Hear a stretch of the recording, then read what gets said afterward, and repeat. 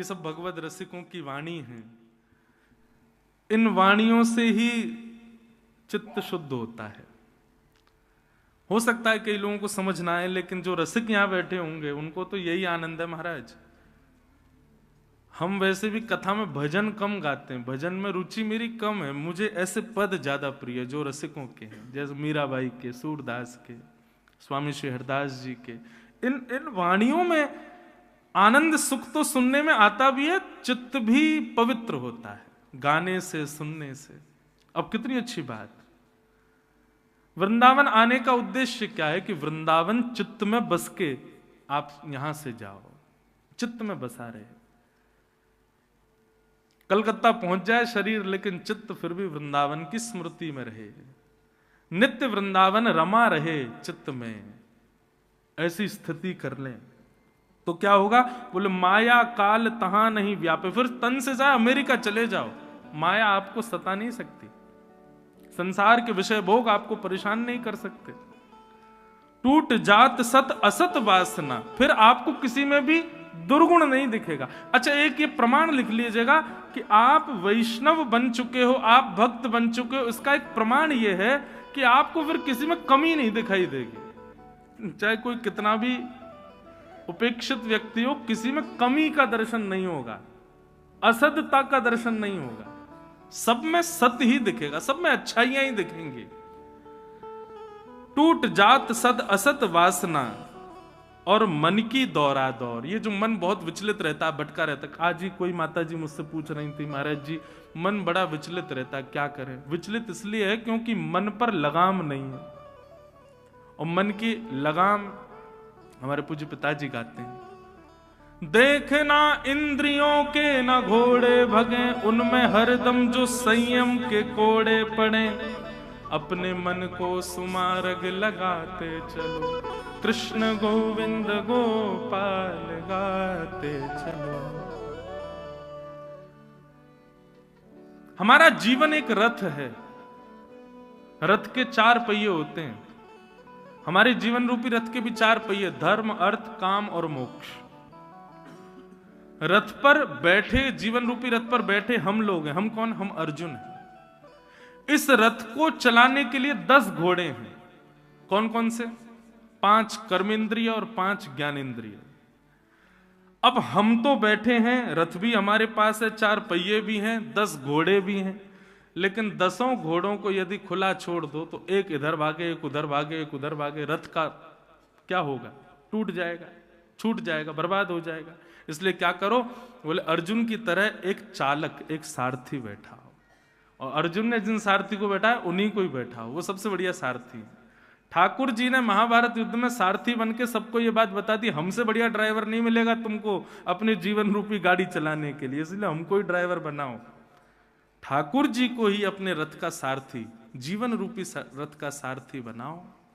10 इंद्रियों को उनको सुपुर्द कर दो, फिर देखना ये संसार की जो दौरा दौर मन की है, ठाकुर जी उससे ऐसे पार करा देंगे जैसे गाय के खुर का गड्ढा। मन की दौरा दौर। भगवद रसिक बतायो श्री गुरु, अमल अलौकिक ठौर। ठौर किसे कहते हैं? डेस्टिनेशन। एक ऐसी अलौकिक डेस्टिनेशन, मतलब डेस्टिनेशन मतलब बस उसके आगे अब कहीं जाना ही नहीं है, वो ठौर है हमारी। और यही श्रेष्ठ है। हम लोग आध्यात्मिक पथ पर चली इसीलिए रहे ताकि हमारा मन उसको एक ठौर मिल जाए। और वो ठौर कब मिले? जब वृंदावन इस चित्त में विराजमान हो जाए।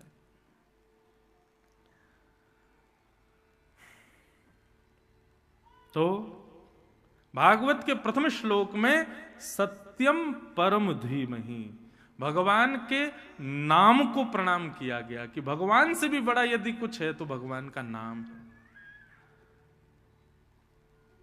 जो सतबार पाठ कर सोई, छूट ही बंद महासुख होई। केवल पाठ करने मात्र से सब काम हो रहे हैं। हनुमान जी का नाम लेने से भूत पिशाच निकट नहीं आवे, महावीर जब केवल नाम से ही काम बन जाते हैं। अरे कहीं पुलिस ने बैरिकेडिंग लगा रखी हो, आपकी गाड़ी अंदर ना जाने दे रहे हो, तो आप उससे कहते भैया सुनो, ये यहाँ के विधायक जी हैं ना, उनका नाम जे हमारे चाचा लगते हैं। विधायक को आने की जरूरत थोड़ी है बैरिकेडिंग खुलवानी, नाम बता दो बैरिकेडिंग अपने आप खुल जाएगी। ठीक वैसे ही ठाकुर जी का नाम यदि आपके पास है तो दुनिया की जितनी भी बैरिकेडिंग है सब खुलती चली जाएंगी।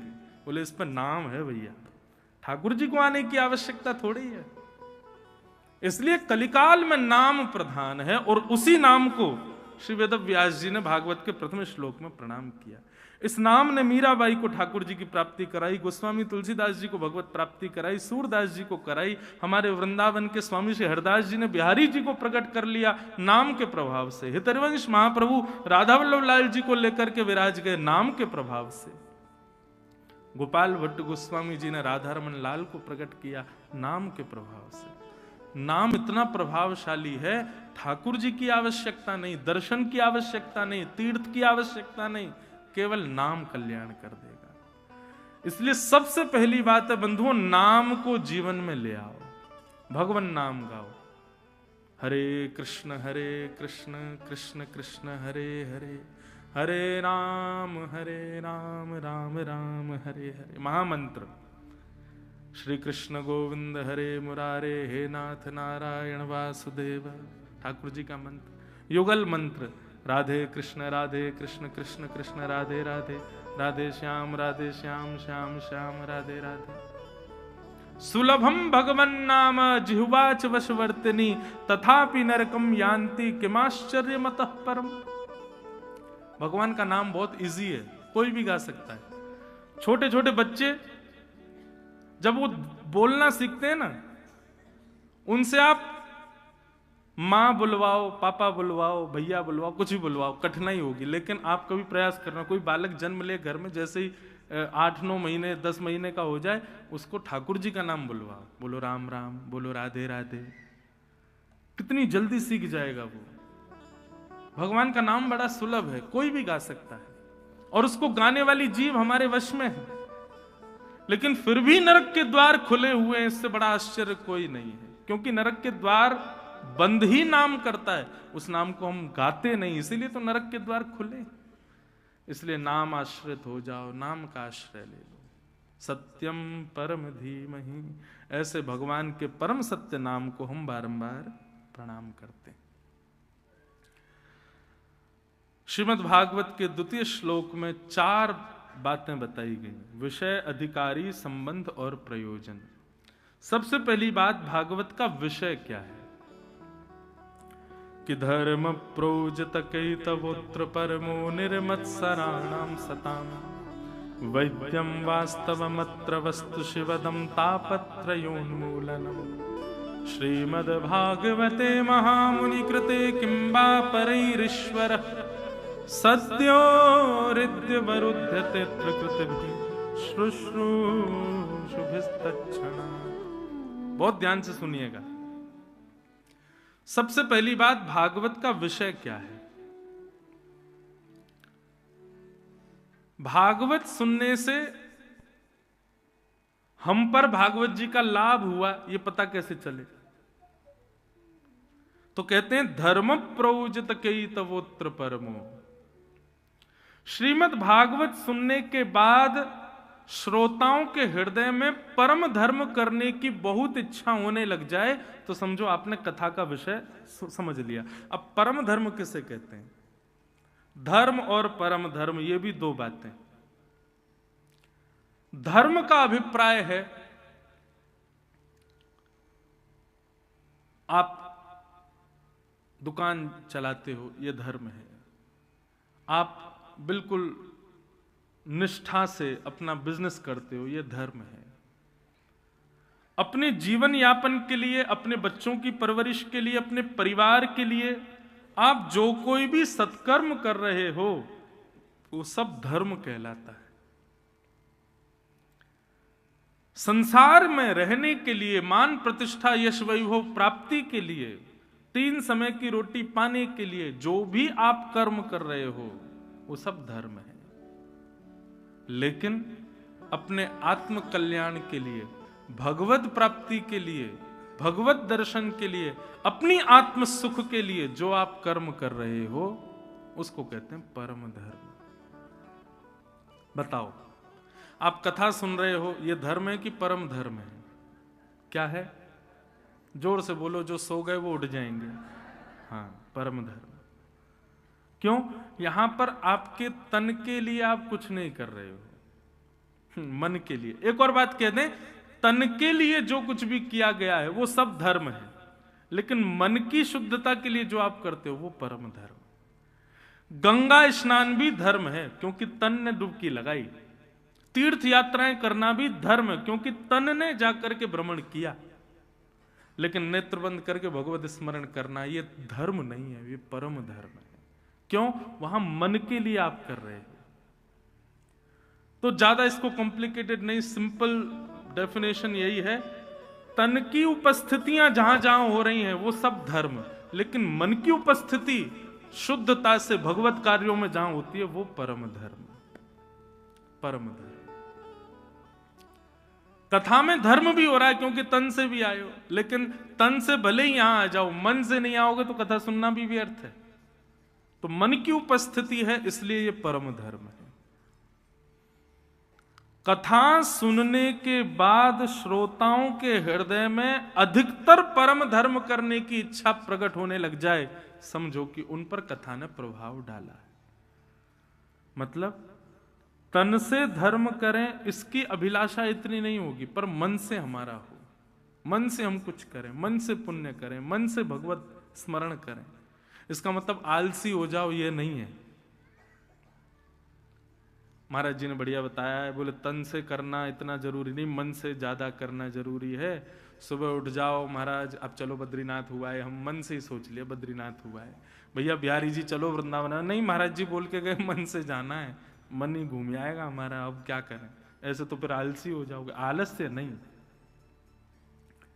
मन की उपस्थिति का कारण कि मन से, ठीक है बिहारी जी जाना भी उचित है, बद्रीनाथ भी जाना उचित, पर मन को गतिशील हो, मन का प्रभाव दिखे हमारे जीवन पर, तब मन से किया गया जो क्रिया है वो परम धर्म कहलाएगा। परम धर्म, धर्म और परम धर्म। तो भागवत का विषय क्या है? परम धर्म के प्रति ज्यादा रुचि, मन की शुद्धता, मन की उपस्थिति में ज्यादा रुचि रहे तो समझो वो परम धर्म है। तो ये भागवत का विषय। दूसरा, भागवत का अधिकारी कौन है? श्रीमद् भागवत सुनने और कहने का अधिकार किसको मिला है? क्यों? यहां पर भी कोई प्रमाण चाहिए। हाँ, निर्मत सराणाम सताम। भागवत का अधिकारी कैसा होना चाहिए? बोले मात्सर्य दोष से रहित होना चाहिए, उसके अंदर मात्सर्यता नहीं होनी चाहिए। मात्सर्यता किसे कहते हैं? दुख के 3 कारण बताए जाते हैं शास्त्रों में। दुख का पहला कारण क्या है? कर्म, जैसा करोगे भोगोगे। दुख का दूसरा कारण क्या है? काल, समय। कभी कभी आप कर्म अच्छे कर रहे हो लेकिन समय अच्छा नहीं। और दुख का तीसरा कारण क्या है? स्वभाव। कई लोगों के स्वभाव ही दुखी है। क्यों रो रहे हो भैया? बोले रो नहीं रहा, मेरा चेहरा ही ऐसा है। कई लोग वैसे ही दुखी रहते हैं, कितना भी अच्छा कर लो फिर भी दुखी हैं वो। तो दुख के ये 3 कारण, परंतु कलयुग में एक दुख का एक और कारण है, चौथा। क्या? दूसरे के सुख का दुख। ये सुखी क्यों है? ये हंस क्यों रहा है? ये इतना खुश क्यों है? इसकी खुशी मुझसे देखी नहीं जा रही। तो दुख का चौथा कारण कलयुग में क्या है? दूसरे की प्रसन्नता, दूसरे का हंसना, दूसरे का खुश होना, ये हमारे दुख का कारण बन जाता है। और बड़े शहरों में तो ये बहुत ही ज्यादा है। दूसरे का सुख कोई नहीं देख सकता, दूसरे के सुख में लोग सुखी नहीं होते। तो ये जो चौथा वाला जो गुण है, ये जिन लोगों के अंदर ये दोष है, जो दूसरों के सुख से दुखी होते हैं, ऐसे व्यक्ति को ना तो कथा सुनने का अधिकार है और ना कथा कहने का अधिकार है। मात्सर्य दोष से युक्त व्यक्ति वो कथा सुन भी नहीं पाएगा और कथा सुना भी नहीं पाएगा। कहने का अभिप्राय यह है कि वो मंच पर बैठ जाए वक्ता बन के, लेकिन मात्सर्य दोष उसके हृदय में, तो उसकी कथा प्रभाव नहीं डाल पाएगी किसी के चित्त पर। मात्सर्य दोष से युक्त व्यक्ति कथा के क्रम में आ भी जाएगा तो 4 घंटे व्यास कहते रह जाएंगे, लेकिन उसको कुछ पल्ले नहीं पड़ेगा, समझ में नहीं आया, क्योंकि मात्सर्य दोष ज्ञान को भीतर आने से रोकता है। मात्सर्य दोष दूसरे पर प्रभाव डालने से रोकता है आपकी वाणी को। इसलिए भागवत का अधिकारी कौन? मात्सर्य रहित व्यक्ति। एक काम, हमारी कही एक बात मानिएगा, जब आप लोग वापस अपने अपने घर जाओ, मैं एक बात कहता हूं कथाओं में कि जब अपने घर जाओ कथाएं सुन के, तो उस व्यक्ति से जरूर मिलिएगा जिससे आपको कभी ईर्ष्या थी। और एक बात बताएं, दूध का धुला कोई नहीं, ईर्ष्या एक ना एक बार सबको होती है। सबको किसी ना किसी से ईर्ष्या तो रहती है, किसी ना किसी से जलन तो सबको हुई है। ये मात्सर्य दोष सबके हृदय में होता है। कथा सुनकर के उस व्यक्ति को देखिएगा, यदि अब भी आपके हृदय में वही ज्वलनशीलता और वही उसकी प्रसन्नता से दुख हो रहा है, मात्सर्य दोष अभी भी चित्त में है, तो इसका मतलब है अभी कथा ने आपको स्वीकार नहीं किया। लेकिन कथा सुनने के बाद आप गए और उस व्यक्ति को जैसे ही देखा तो अब उससे जलन नहीं हो रही, अब उसमें गुण दिख रहा, अब वो अच्छा सा लग रहा, अब उसमें भी बढ़िया दर्शन हो रहा है, तो प्रसन्न हो जाना क्या कि भैया राधा माधव ने हमको स्वीकार कर लिया, कथा ने हमको स्वीकार कर लिया, कथा हमारे चित्त में आ गई, हमारा मात्सर्य दोष नष्ट हो गया। मात्सर्य दोष की रहितता का ये प्रमाण है। तो जरूर करिएगा। जो लोग कलकत्ता से आए, दिल्ली से आए, पंजाब से आए, जहां जहां से आप लोग आए हो, और जो वृंदावन के भी हैं, कहीं वृंदावन वाले इतना मत भूल जाइए हो कि भाई हमें तो कोई दिक्कत ही ना है। आप लोग भी यहां से बाहर निकल के जाना और उस व्यक्ति से जरूर मिलने जाना जिससे ईर्ष्या होती है। और मिलने नहीं जाओ तो फेसबुक पे ही खोल लेना, उसका अकाउंट खोल के देखना, नहीं है तो बढ़िया ये, और देखे कि हाँ बढ़िया है, तो समझना कथा ने प्रभाव डाला है। आप जैसे हो वैसे ही बने रहे तो भैया क्यों कर रहे हो 4 घंटे व्यर्थ, क्यों इतना पैसा बर्बाद कर रहे हो कथा वथा कराने में, सुनने में? लगे रहो, वैसे ही बने रहो। ये परिवर्तनशील होना बहुत आवश्यक है बंधु, परिवर्तन। तो भागवत का अधिकारी कौन? निर्मत सराणाम सताम, जो मात्सर्य दोष से रहित। एक बार भगवान की एक भक्त ने तपस्या की, एक विनोद की, एक जय हो मैया को प्रणाम। मैया कह रही ब्रजभाषा में बोली मैया कोई के कहवे से ना बोलेगी, वो तो अपने आप ही आवे है, मन में आवे। अभी सुनो, कथा के बीच में विक्षेप नहीं डालते, श्रवण करो। तो एक बार एक भक्त ने ठाकुर जी की तपस्या की, भगवान प्रसन्न हो गए, बोले मांगो क्या चाहिए। उसने मांगा, बोले मैं जो मांगू सो मुझे मिल जाए, मैं जब जो चाहूं वो वस्तु मेरे सामने उपस्थित हो जाए, ऐसा वरदान दे दो। भगवान बोले ये वरदान नहीं देंगे भाई, तुम लोग बड़े खतरनाक हो, कुछ भी मांग सकते हो। भस्मासुर ने कहा मैं सिर पे हाथ रखूं तो भस्म हो जाए, उसने शंकर जी के सिर पे हाथ रखा सबसे पहले, ताकि ये भस्म हो जाए, पार्वती जी से मैं ब्याह कर लूं। तो ऐसे वरदान नहीं देते हम, तुम जो चाहो वो तुम्हारे सामने उपस्थित हो जाए, तो ऐसा वरदान थोड़ी देंगे। भक्त बोला तो ठीक है, फिर कोई बात नहीं, आप भी जाओ मैं भी जाता हूं, यही वरदान चाहिए, इसके अलावा कुछ नहीं चाहिए। भगवान बोले देना तो पड़ेगा भाई, तूने तपस्या करी है। एक काम करते हैं, जो तू चाहेगा तुझे मिल जाएगा, पर तेरे पड़ोसी को दुगना मिलेगा, तेरे पड़ोसी को तुझसे ज्यादा मिलेगा। बता मंजूर? ठीक है मंजूर। भगवान क्योंकि जानते हैं ये सह नहीं पाएगा, ये कितना भी मांग ले, इससे दुगना जिसको मिला ये उसी से ही हमेशा पैज में बना रहेगा, ये सह ही नहीं पाएगा। ये मानव का स्वभाव है बंधु। ठाकुर जी ने वरदान दे दिया, जो मांगेगा सो मिलेगा। अब वो जो भी मांगता है पड़ोसी को दुगना मिलता है। मेरा घर बन जाए, उसका एक बना पड़ोसी के 2, मुझे गाड़ी मिल जाए, एक आई उसके 2। बेचारा 4 भी मांगता है तो पड़ोसी को 8 मिलता है। हे ठाकुर जी मेरा सुंदर सी कन्या से ब्याह हो जाए, इसका एक हुआ, पड़ोसी के दो हुए। और सुंदर मांगी तो उसकी तो परम सुंदर आई, सब चीज दुगनी। तो इस हद तक पहुंच गया कि जो भी करता हूं सब दुगना मिलता है, तो घाटे की वस्तु मांगूंगा तो मुझे घाटा एक होगा, इसको दुगना होगा। चलो अब उल्टा करते हैं, ठाकुर जी मेरी एक गाड़ी का एक्सीडेंट हो जाए, इसकी एक हुई उसकी दो हो गई। मेरी पत्नी पधार जाए, इसकी तो एक ही मरे, उसकी दोनों मर जाएंगी। हे ठाकुर जी मेरी एक आंख फूट जाए, मैं तो एक से ही अंधा होऊंगा, एक से तो दिखेगा, उसकी दोनों फूटेंगे। इसको कहते हैं मात्सर्य दोष। ये मात्सर्य दोष से रहित होना पड़ेगा।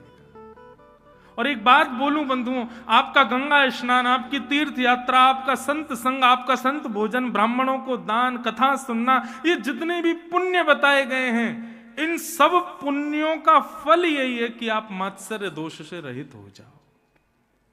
अगर मात्सर्य दोष हृदय से नहीं गया, आपके द्वारा की गई सब श्रम एवं ही केवलम, सब श्रम है।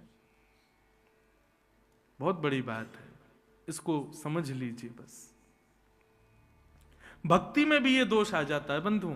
हम तो देखते हैं, अब किसी शहर में गए, वहां का एक व्यक्ति है, वो हमसे थोड़ा प्रेमी है, हमने एयरपोर्ट से फोन कर दिया भाई हम आ रहे हैं, व्यवस्था रखना, तो उसने व्यवस्था कर ली। अब उसके यहाँ चले गए, उसके यहाँ हम रह रहे हैं। अब कोई और मिलने वहां आ जाए तो उस व्यक्ति को ये रहता है कि महाराज जी मेरे यहाँ आए, ये क्यों आ गया यहाँ पे, इसको ये प्रणाम क्यों कर रहा है, इसको महाराज जी। यह भी एक दोष है। भक्ति होने के बाद भी ये दोष नहीं जाता है तो समझो आपकी भक्ति व्यर्थ है। सब श्रेष्ठ हैं, सब गुणवान। मीराबाई के चरित्र में आता है कि किसी काले व्यक्ति को, जिसको सब देख के हंसते थे, मीराबाई उसको देख के रो जाती थी। वो कहता आप रो क्यों रही हो? बोले मैं ये इसलिए रो रही हूं, ठाकुर जी ने तुम पर कितनी बड़ी कृपा की है। बोले क्यों? वो ठाकुर जी ने कितनी बड़ी कृपा दी कि अपना रंग तुमको दे दिया। हमको तो इसका भी अधिकारी नहीं समझा, ठाकुर जी ने तुमको इसका अधिकारी तो समझा कि अपना वर्ण तुमको दिया है। सोचो कैसी मीराबाई, उसमें भी गुण देख रही हैं। और ये केवल वैष्णवों का गुण नहीं, ठाकुर जी भी ऐसे ही है। कुब्जा का प्रसंग आता है भागवत में, 3 जगह से कमर टेढ़ी उसकी, जिसको देख करके कोई बात नहीं करता था, उसको ठाकुर जी भागवत में संबोधन करते हैं, अरे सुंदरी तुम कहां जा रही हो।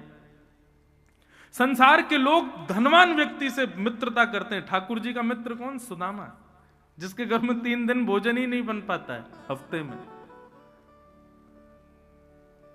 अरे जीवन में कुछ लाने भी है ना गुण, तो ठाकुर जी के गुण ही लिया हो। ठाकुर जी के गुण कितने सुंदर हैं, कितने पवित्र हैं, कितने शुद्ध हैं। भगवान मात्सर्य दोष से रहित हैं। ऐसा ही हमको भी होना चाहिए। तो मात्सर्य दोष से बचो। भागवत का अधिकारी कौन? मात्सर्य दोष से जो रहित है।